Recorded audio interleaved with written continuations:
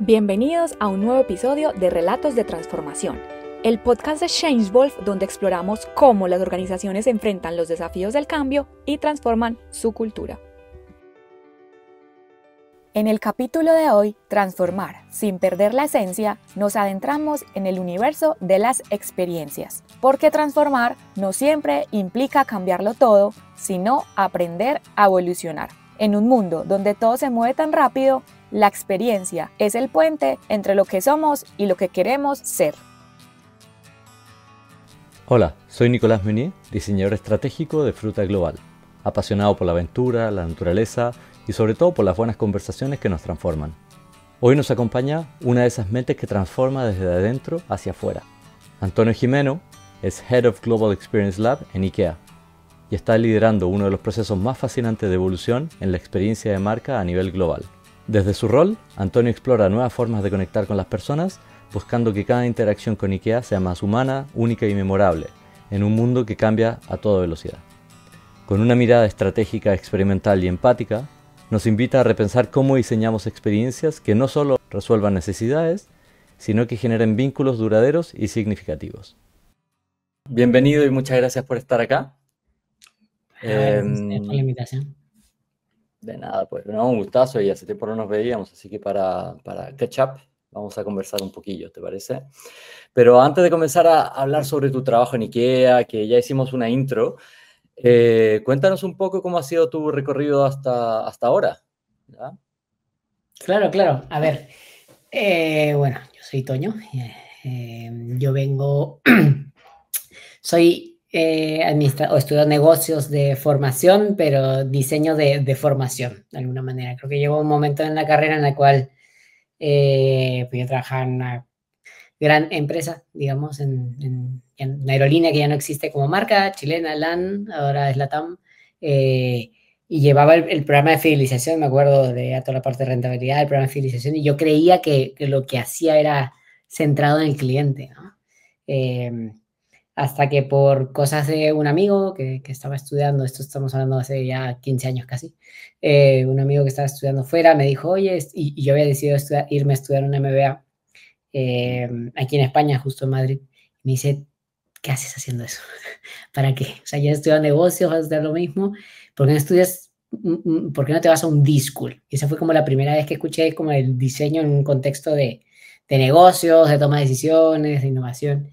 Y dije, ¿qué es eso? Y me puse a averiguar y me abrió la cabeza y renuncié, me fui a estudiar unos cursos a aprender, pero ya igual iba a llevar el MBA, así que aquí empecé a ver yo por mi cuenta cómo reorientar mi carrera y ahí empezó esa deformación de alguna manera de ver cómo lo que traía algo de peso puede tener, pero también qué cosas tengo que dejar de hacer, qué cosas tengo que dejar de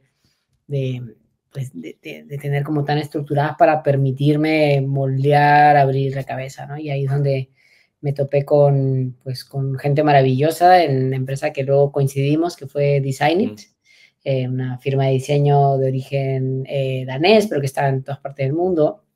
Hoy en día ya es un monstruo, es distinta, fue comprada por una empresa de tecnología y tal, pero digamos en esa época era muy bonito porque era más pequeña, pero muy cercana y los estudios era muy global.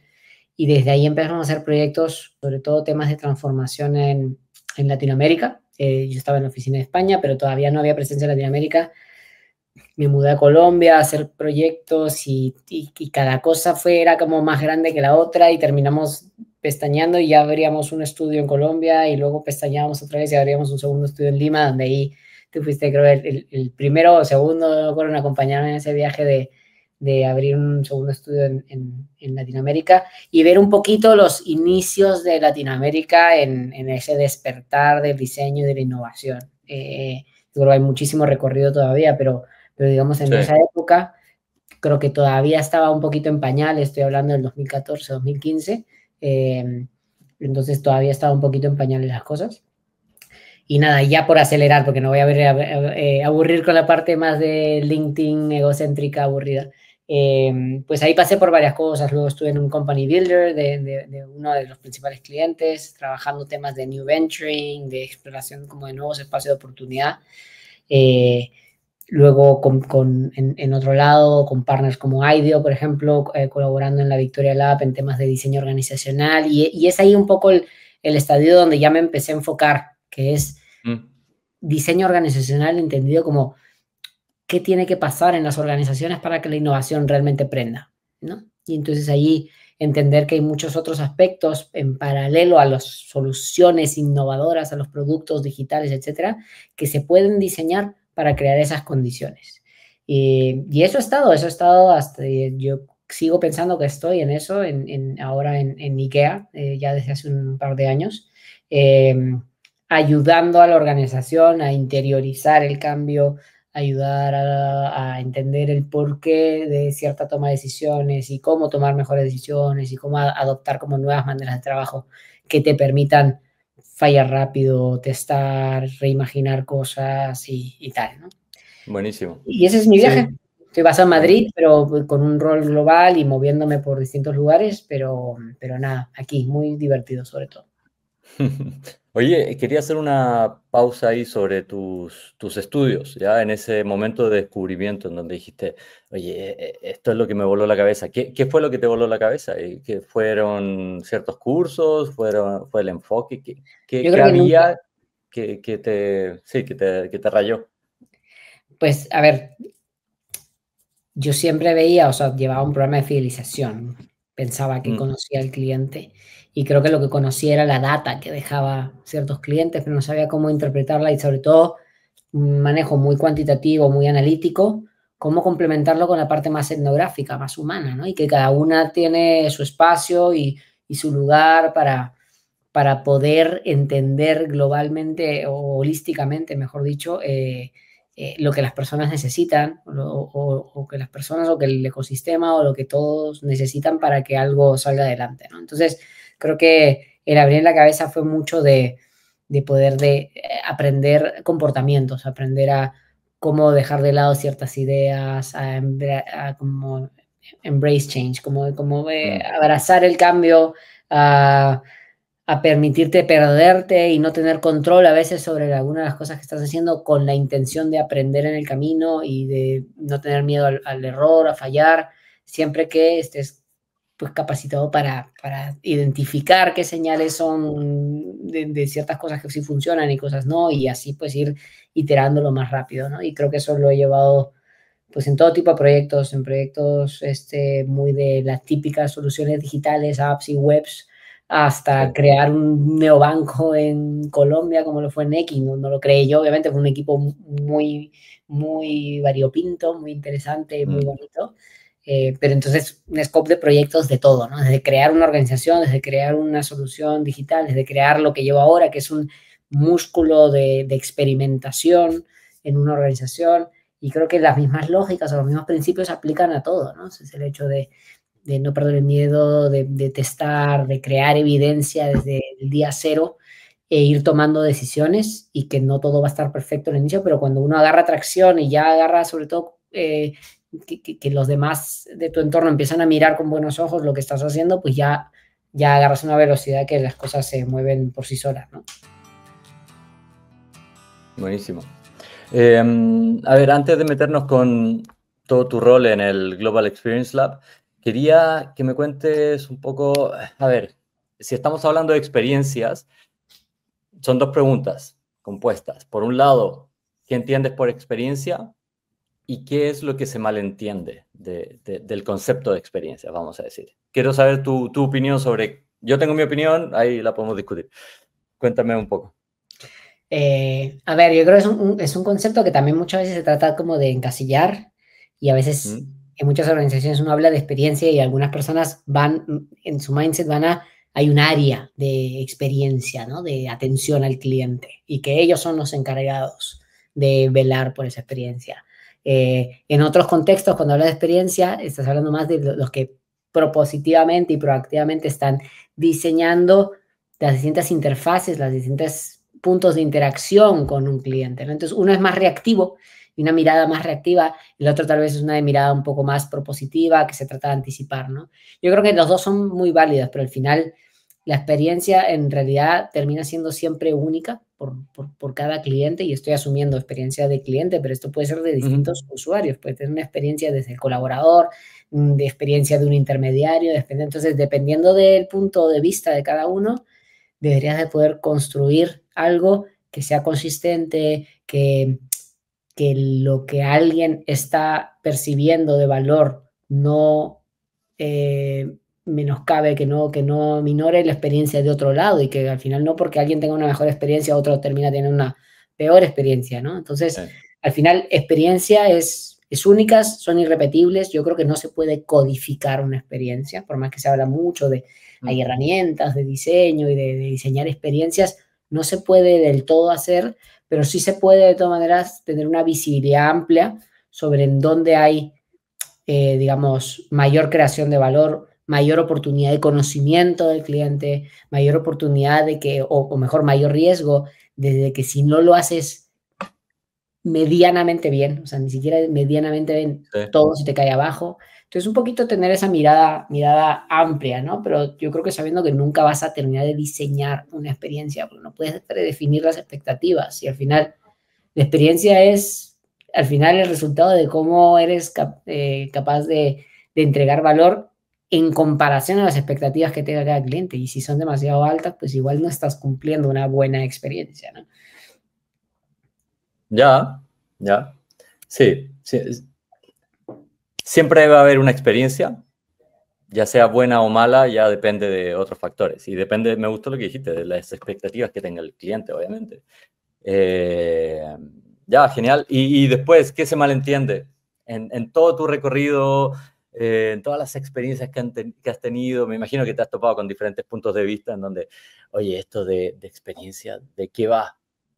¿Ya? Y tal vez lo malentiendes, no sé, cuéntame un poco. A ver, yo creo que se pueden malinterpretar o se pueden, digamos, tener paradigmas muy fuertes en varias cosas, ¿no? A ver, por pensar lo que te decía al inicio, o sea, pensar que la experiencia, hay un dueño de la experiencia en la organización. O sea, puede haber una parte de la organización, unos roles en la organización que a lo mejor son más intencionales en tratar de mapear, identificar lo que es la experiencia, pero al final el delivery de esa experiencia depende de absolutamente cada persona de la organización. Algunos directamente, otros indirectamente, pero entonces ese es uno de los principales, digamos, motivos por los cuales se necesita siempre pensar un diseño, una experiencia, pero con un plan de change management, de qué tiene que pasar en la organización, ¿no? Porque si piensas que eso no es parte mío, indirectamente no eres capaz de enlazar tu rol y tu trabajo y tus tareas a cómo pueden impactar en la experiencia y eso puede ser bastante perjudicial. Entonces, la experiencia no es responsabilidad de un área o de un equipo. La experiencia es responsabilidad de todos, incluso a veces de factores externos que no podemos controlar, de proveedores, de qué sé yo. Entonces, ¿cómo también empiezas a ver mecanismos para reducir esas cosas que a veces no puedes controlar, pero que de alguna manera puedes tratar de evitar que pasen de manera recurrente, ¿no? Entonces, para mí el más grande, y pasa también con la palabra innovación, y pasa con o sea, esa palabra de quién es el dueño de la innovación en la organización, al final es toda la organización, si no, no pasa nada. Sí, y ahí, a ver, salto a otra pregunta. Por un lado, se podría percibir que la experiencia, la idea de generar una experiencia puede ser un poco subjetiva, ¿ya? Mucha gente puede verla de manera, esto es cualitativo, pero ¿cómo se traduce en algo cuanti? ¿Cómo lo mido? ¿Cómo mido si es que no sea el NPS típico, que al final no tiene mucho sentido? Entonces, ¿cómo logras hacer, vamos a decir, hacer creíble la experiencia, el concepto de experiencia, para ayudar a que toda la empresa se sume a bordo, que se empodere, que crea en eso y trabaje en conjunto?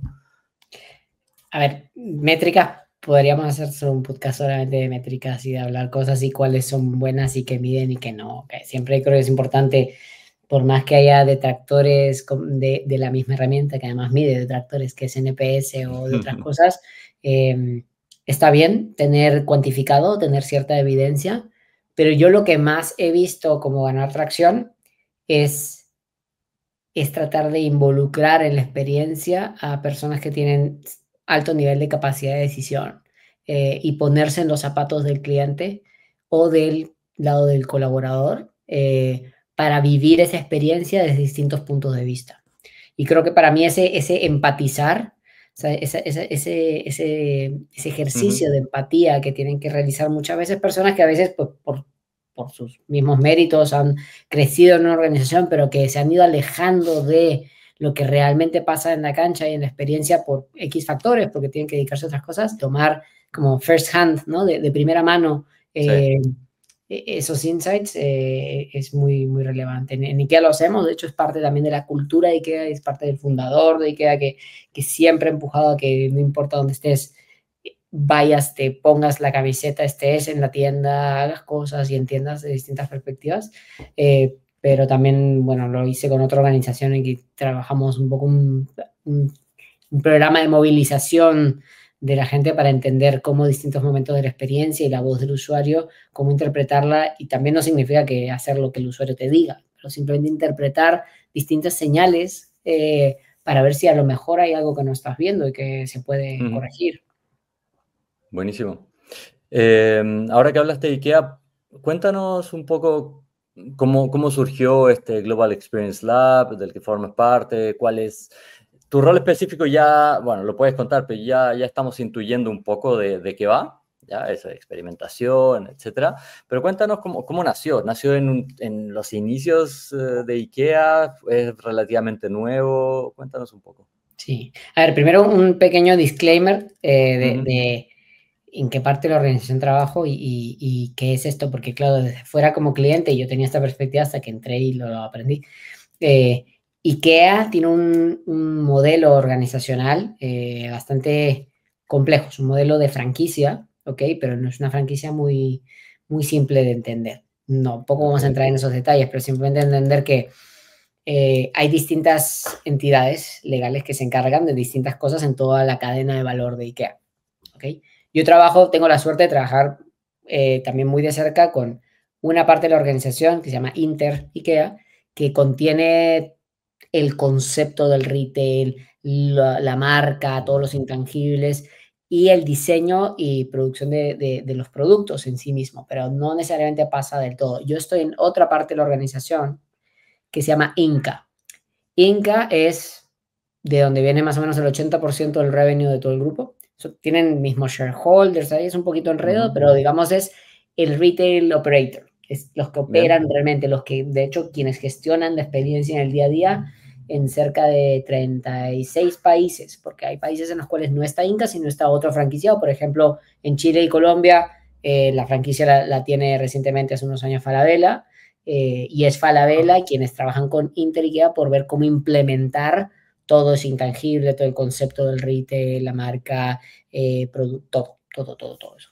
Okay. La diferencia es que Inca, al ser tan grande y tener un footprint mucho más amplio, pues sí podemos destinar recursos y atención a roles que pueden ser globales como el mío, transversales, que habilitan muchas otras capas de la experiencia y que a veces cosas que no alcanza a hacer Inter IKEA o que digamos, no está dentro de las prioridades, nosotros sí lo hemos cubierto y hemos hecho pues nuestros propios sistemas y plataformas y soluciones, sobre todo en el mundo digital, para dar servicio a nuestros clientes. Por eso es que puede ser un poquito diferente, no es que cambie mucho, pero un poquito diferente en lo que puedas vivir en una tienda, tal vez en mismo Suecia o aquí en España, a lo que puedas vivir en Colombia o Chile. En esencia será lo mismo, deberías tener acceso al mismo rango de productos, pero eso ya cambia dependiendo de cada mercado y tal. Entonces, dicho eso, yo estoy parte de Inca en un lado que se llama Group Digital, es una organización que nació hace 5 años más o menos,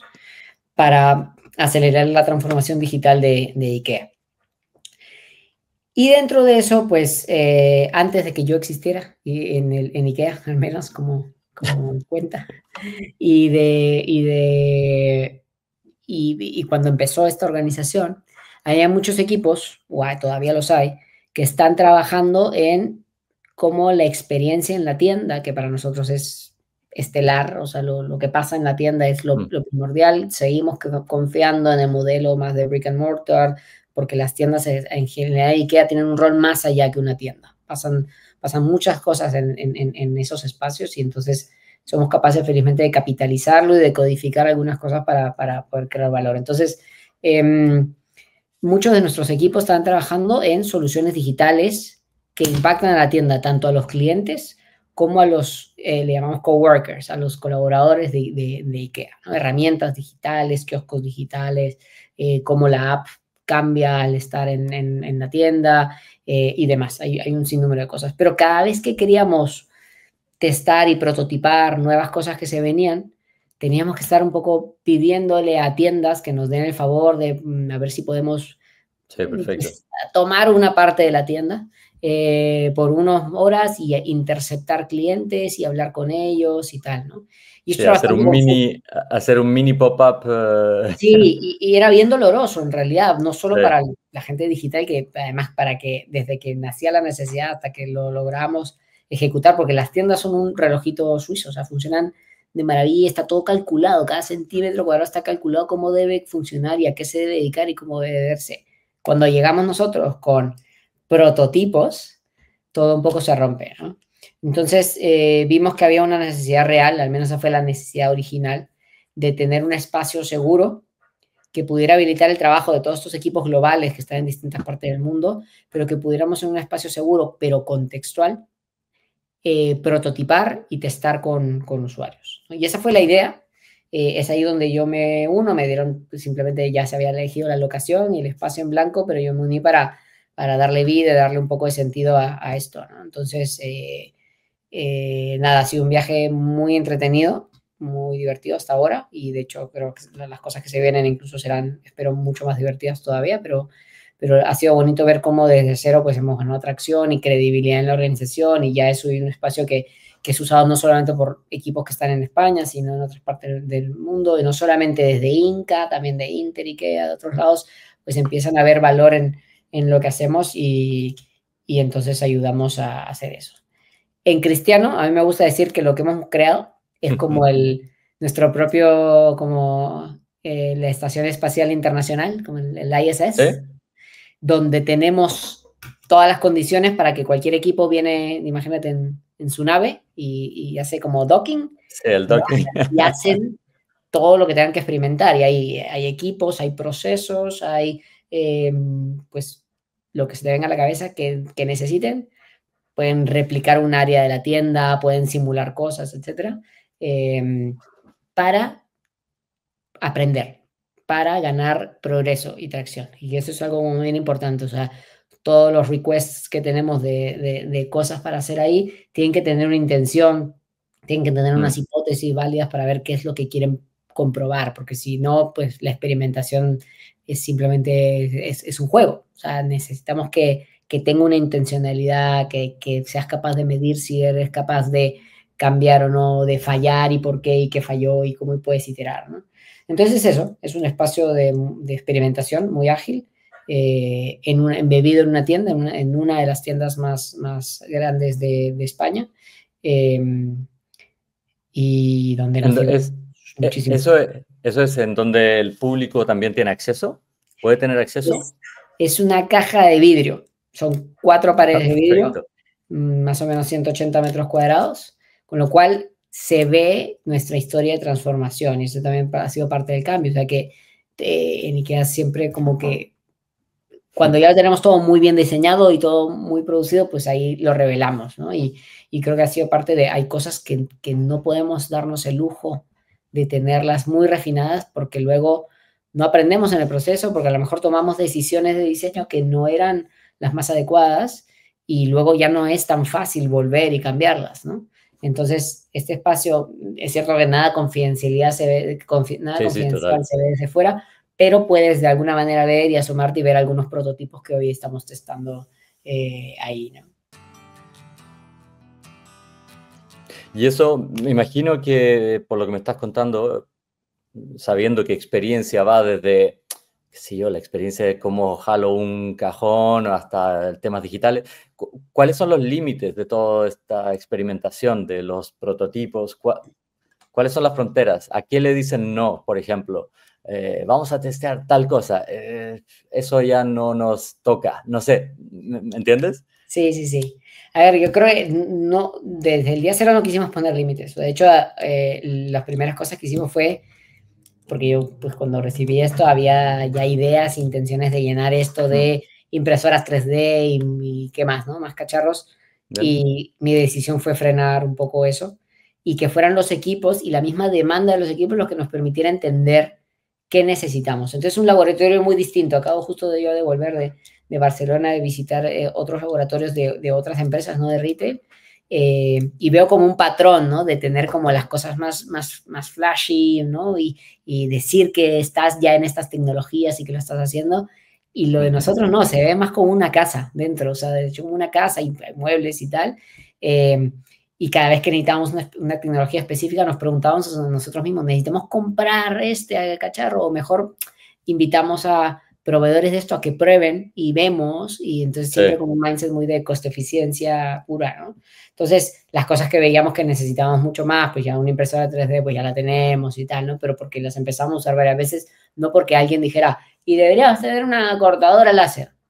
No, si necesito una vez la cortadora láser, veré dónde la consigo y corto lo que necesito y ya está, ¿no? Y lo otro era usar la misma infraestructura de la tienda, si el espacio no es cerrado arriba, sino que usa, es difícil explicarlo ahora porque estoy en casa, no he estado toda la semana de viaje, pero no estoy en el lab y les mostraría, sino usamos la misma infraestructura de la tienda porque a mí no me vale que alguien quiere probar, por ejemplo, la nueva app y está en un espacio seguro con una cámara de observación aquí midiendo como métricas de usabilidad, cuando la verdad de las cosas es que la gente usa la app con el ruido de la tienda, con la luz de la tienda, con los niños corriendo por ahí, con etcétera. Y yo esos son el tipo de estímulos que necesito estresar en el momento del test también. Entonces simulamos muchas cosas y dejamos todo muy intencional para que pues eso también nos ayude a aprender muchas cosas. Y nos pasa mucho, ¿eh? Prototipos, cuando dije temas de ruido y de luz, son factores que a veces no controlamos, que nos impactan mucho en la forma como puedes percibir ciertas experiencias en la tienda, temas inmersivos, ¿no? De experiencias inmersivas y tal. Es importante como ver cómo los podemos controlar, ¿no?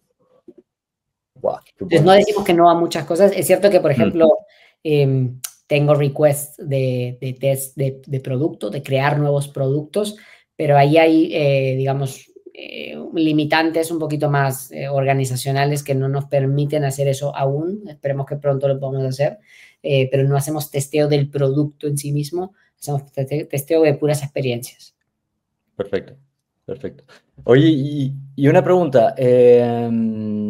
A ver, decías que muchos de los empleados pueden traer ideas o equipos traen ideas y los prueban ahí. Ocurre esa, bueno, tú le llamas ISS, yo le voy a llamar la pecera, ¿ya? Esa especie de pecera. ¿Ocurre lo mismo hacia el interior de la empresa? Porque de alguna manera es una manifestación de que se están testeando cosas, se está explorando, se quiere avanzar y mejorar las experiencias para las personas. Tú hablaste también de que IKEA trata de mejorar para los colaboradores también, pero hacia el interior, hacia, qué sé yo, el área contable, proceso, etcétera. ¿Hay un símil que puedan replicar o cómo ocurre la innovación al interior? Sí, yo creo que no a ese nivel de exposure, ¿no? De exposición y a ese nivel de mindset. Es cierto que sí se prueban nuevas herramientas y etcétera. Yo creo que a veces más de una manera un poquito más tradicional, de probar distintos softwares y de gestión del cambio, de adoptar una nueva ERP y tal, que yo ahora mismo también la estoy sufriendo, pero en todas las organizaciones a veces grandes estos temas no se venden tanto por usabilidad, se venden más por la escala y ahorros que te puede generar. Y eso pasa, yo creo que en ninguna organización así del tamaño que tiene que te salvas de eso. Es cierto que genera beneficios, por lo cual, si no, no estaría eso ahí.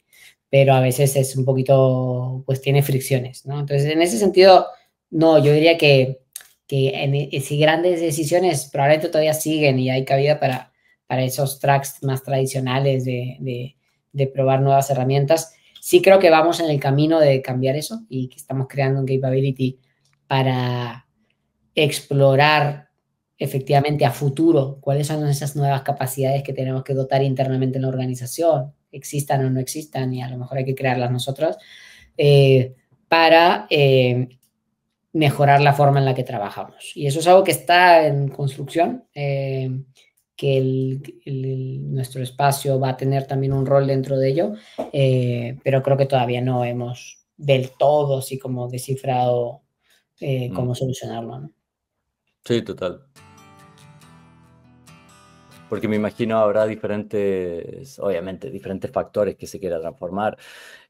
Por un lado sí, está todo el aspecto de cultura, pero también ciertos procesos, formaciones que se quiera hacer, qué sé yo. O sea, Deben haber algo que diferentes. juega a favor es que la cultura de IKEA hay mucha valoración por el aprendizaje y la documentación y todo. Entonces, en general hay portales y herramientas y distintos formatos y videos y etcétera para aprender de todo, de todas las herramientas que existen y todo. Lo que pasa es que luego más viene la pregunta de igual tenemos demasiadas herramientas. O a lo mejor para solucionar una parte de la experiencia se tienen que combinar un montón de artefactos. Y si tuviéramos solo una interfaz que lo solucione, entonces creo que muchos equipos están trabajando en eso, en cómo simplificamos mucho, porque ya llegamos a una escala en la cual tenemos muchas cosas y a lo mejor no necesitamos tantas cosas, porque no estamos haciéndole fácil la vida a los usuarios internos o externos.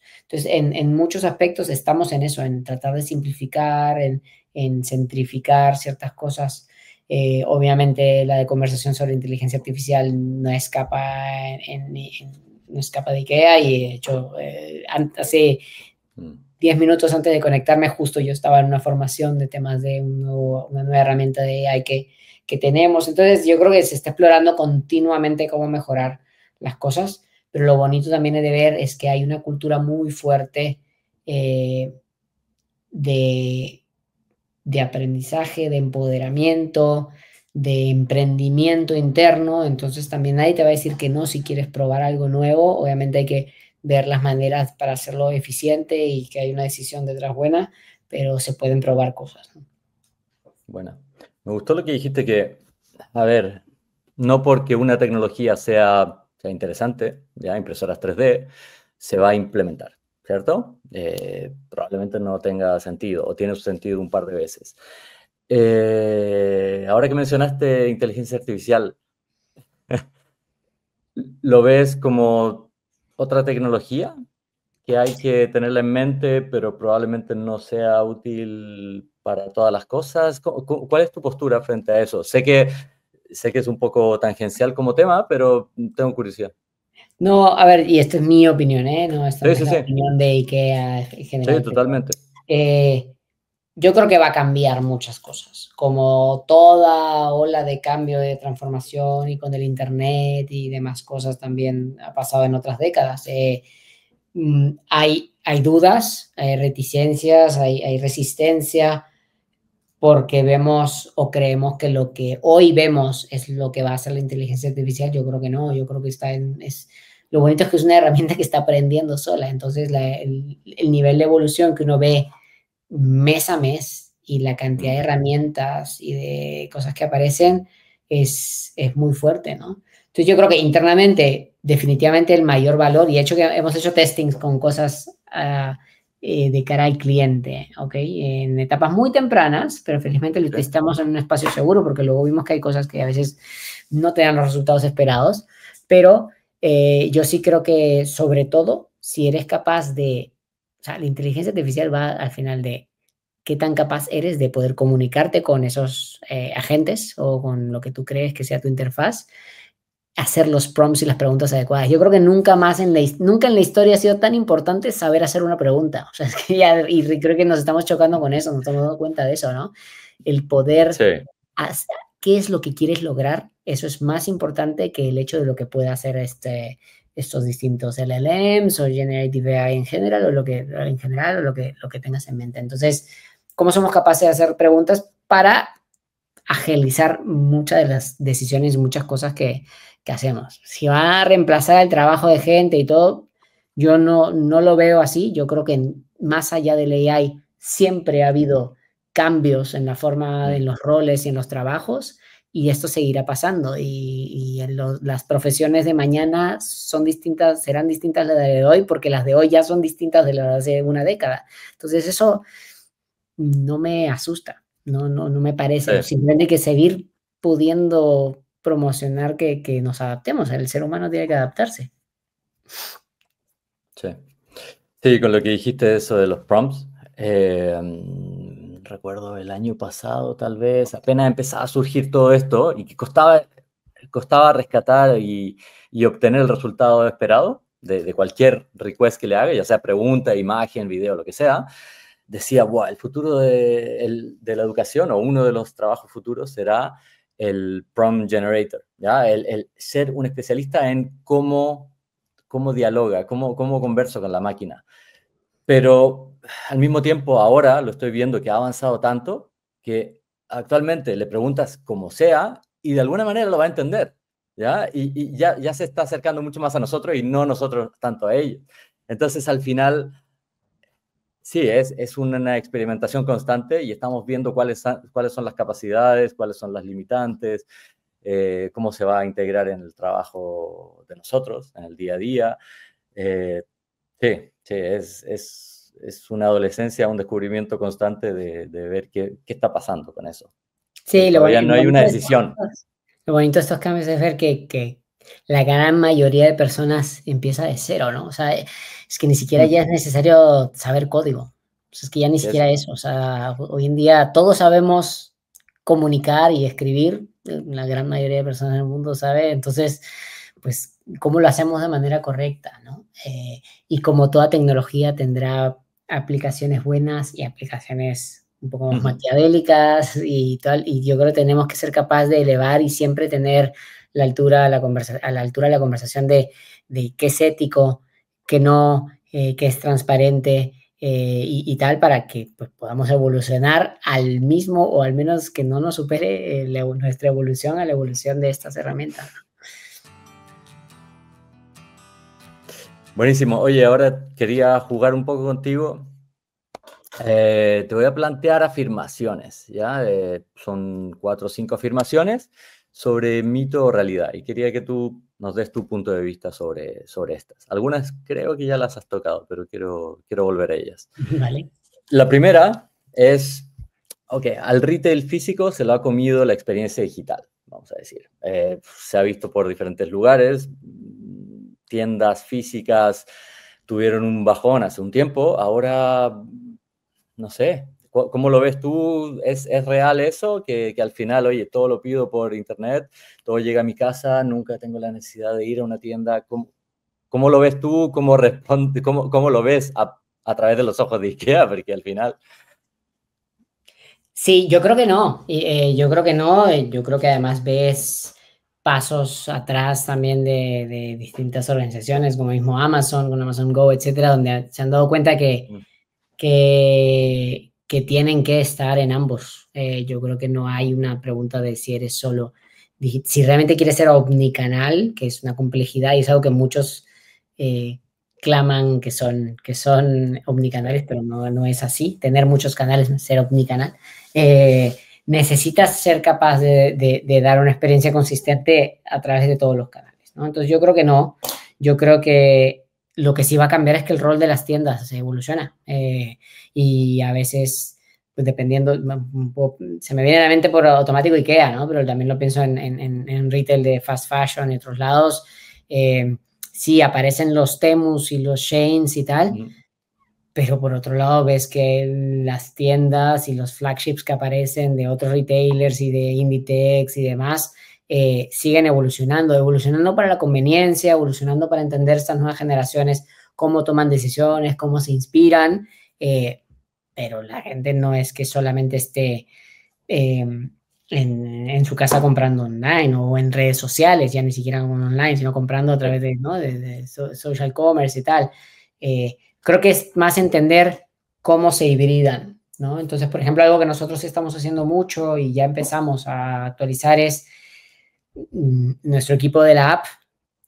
Hoy en día ha ganado mucho peso en repensar cosas de cómo la app se comporta o cambia de rol cuando estás dentro de la tienda, ¿no? Y cómo te puedo súper empoderar a través de un canal digital, pero en el recorrido de la tienda. Y te puedo ayudar a inspirarte con blending realities, ¿no? Y te puedo ayudar a tomar decisiones, haciendo comparaciones, y te puedo ayudar. Entonces, se convierte en una extensión para tomar mejores decisiones.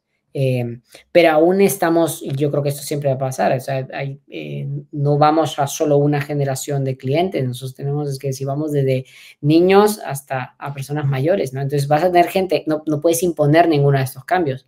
Es natural que hay gente que quiere solamente ir a las tiendas y jamás entrar a una página web y no entrará, y quiere ir a las tiendas y sentarse en el sofá y ni siquiera piensa armarlo, quiere pagar porque alguien se lo arme, todo bien. Y luego va a tener gente que jamás ha pisado una tienda, pero que en IKEA busca y compara y tal, y lo pide sin ver y le llega a casa o lo recoge en un punto de venta. Entonces, la idea es, creo que siempre entender constantemente cómo cada canal da un valor distinto, ¿no? Y le debe estar pasando a todos los retailers. Es cierto que, en general, como industria, los niveles pre-pandemia, yo creo que todavía no se han alcanzado. O sea, es que lo que estábamos antes de pre-pandemia... no es tan fácil de ver que hemos vuelto a eso. Pero también porque la gente ha descubierto, o sea, en total, ha descubierto que muchas cosas las puede solucionar desde casa. Y eso ha cambiado un poco ese mindset. Pero en general, pues yo creo que no te puedes casar a digital o brick and mortar o retail físico, ¿no? Tienes que tener ambos. Buenísimo. Segunda afirmación. A ver, la sostenibilidad es más tendencia que crear un beneficio para la sociedad. Cuéntame. Wow. ¿Quién va a ver esto para ver a quién le duele lo que diga?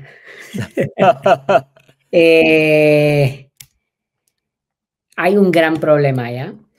Yo creo y he visto grandes marcas que han tomado la sostenibilidad como si fuera una ventaja competitiva. Y eso es un gran error. Es que la sostenibilidad no es para competir. O sea, la sostenibilidad no es un diferencial que decir yo soy más sostenible que mi competencia y por eso cómprame a mí. Ese no es el claim que puedes tener, ¿no? Sí creo y he visto players que lo han entendido mejor y que antes de salir a comunicar y hacer más greenwashing y todo, han empezado a poner orden en casa. Y a lo mejor a veces no cuentan mucho o a lo mucho encontrarás algún reporte de sostenibilidad que hacen, pero están poniendo orden desde cosas muy, muy básicas, ¿ok? Entonces, yo creo que no es una tendencia, yo creo que es una necesidad.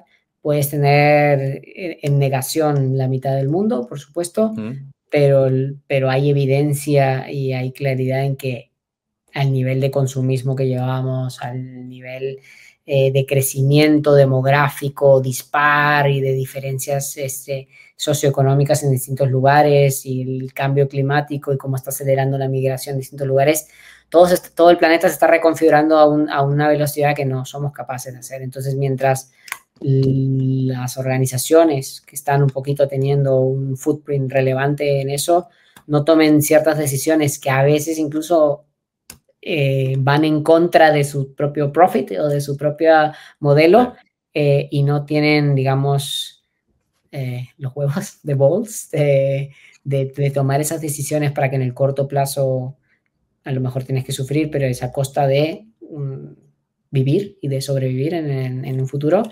No van a hacerlo. Y me pasa porque, por ejemplo, he hecho workshops hace poco con niños, ¿no?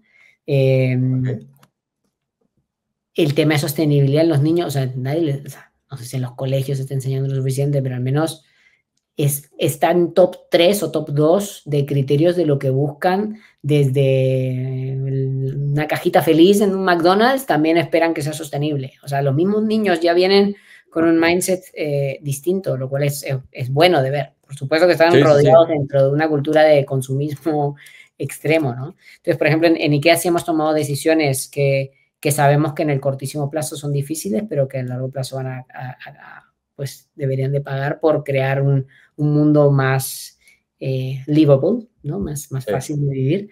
Y estamos, yo creo que recién en pañales, recién empezando en temas de circularidad, en temas en general de sostenibilidad, de entender nuestro scope, de sensibilizar en temas de materialidad, de materiales.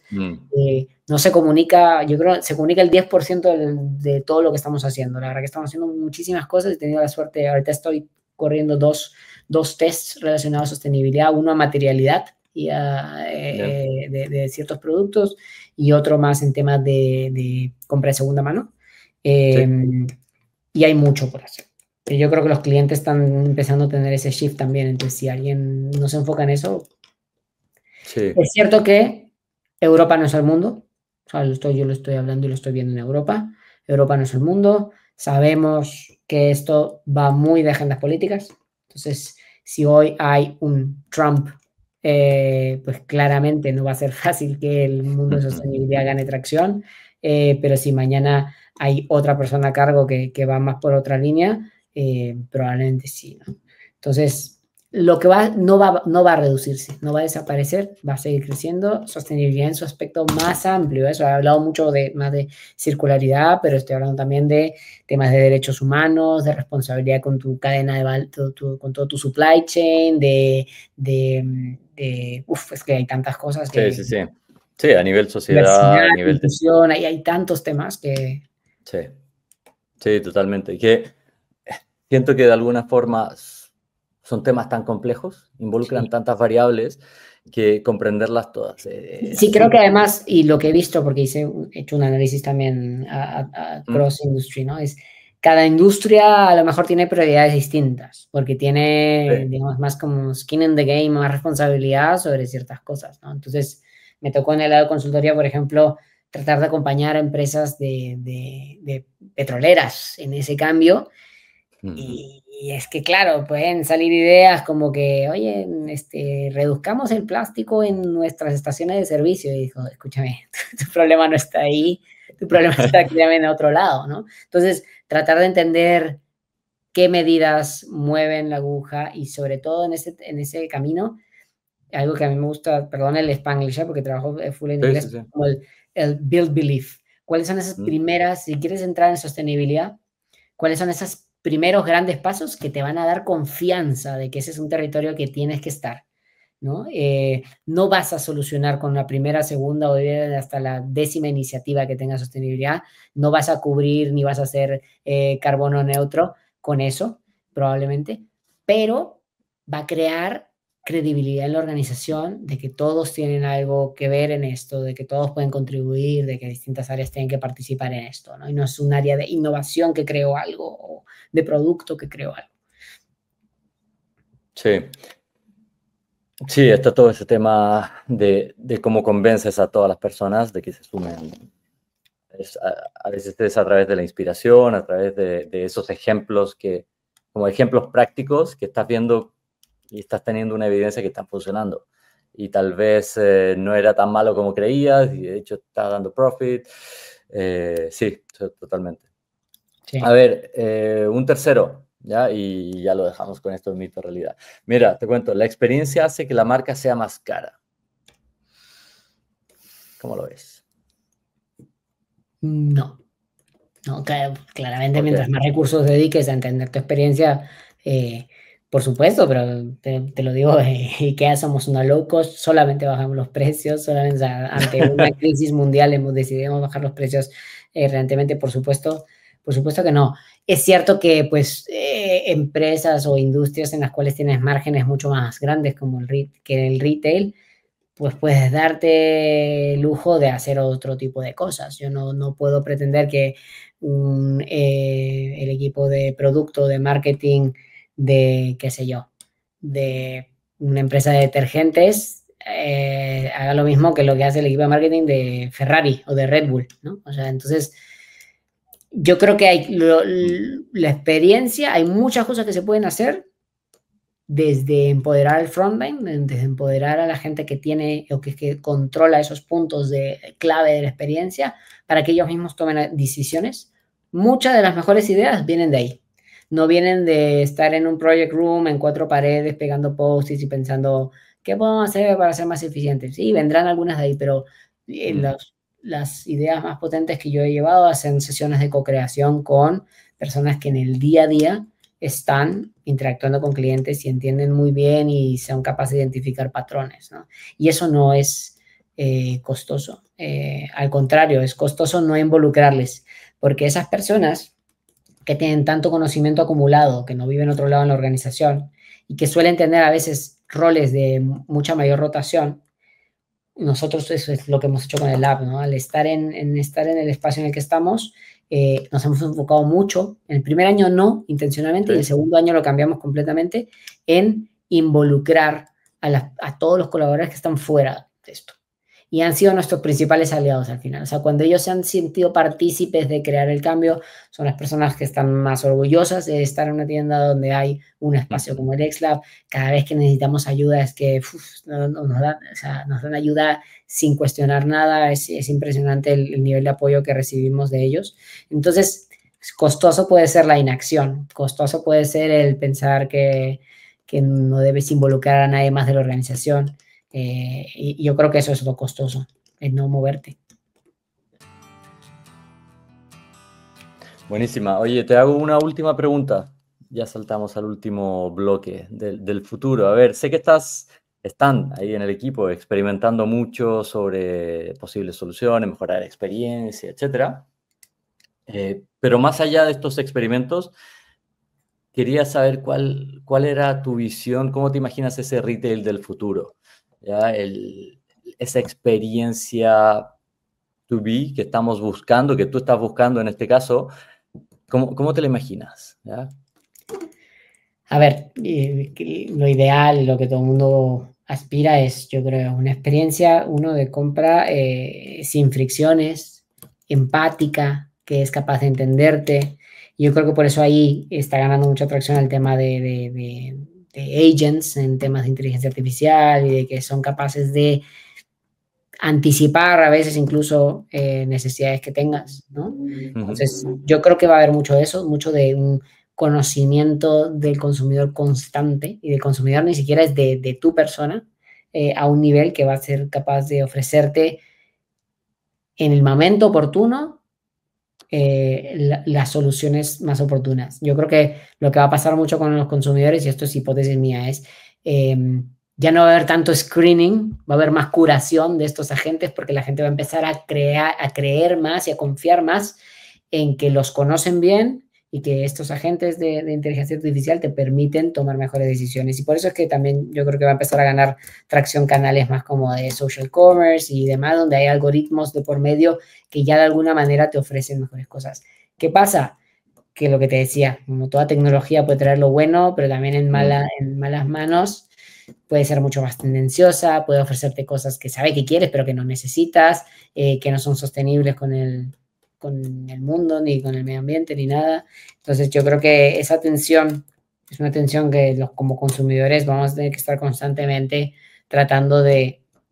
Al final la decisión pasa por nosotros, entonces tenemos que poner en la balanza, ¿no? O sea, quiero comprarme esto, quiero consumir esto, bien, ¿a costa de qué? ¿Qué estoy dispuesto a sacrificar por el hecho de que pienso que necesito un nuevo X y Z, ¿no? Sí.